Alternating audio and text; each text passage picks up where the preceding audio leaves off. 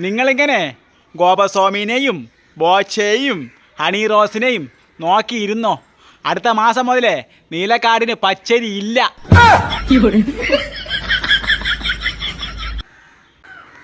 പണ്ടത്തെ പെമ്പിള്ളേർ ഇത്തിരി ചന്തം കൂട്ടാൻ മുഖത്ത് പൗഡർ വാരി തേക്കും. ഇപ്പോഴത്തെ പെമ്പിള്ളേർ മുഖത്ത് ചന്തം കൂട്ടാൻ ചുണ്ടിൽ ചുമന്ന ലിപ്റ്റിക്ക് വാരി തേക്കും. തേച്ചിട്ട് നിൽക്കണ നിൽപ്പ് കാണണം. പെറ്റ തള്ള സഹിക്കൂല.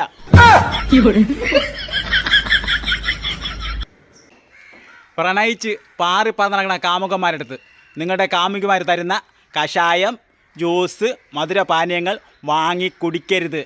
വാങ്ങിക്കുടിച്ച വീട്ടിലെ ഭിത്തിയിൽ പടമായിട്ട് ഇങ്ങനെ ചിരിച്ചോണ്ടിരിക്കുക.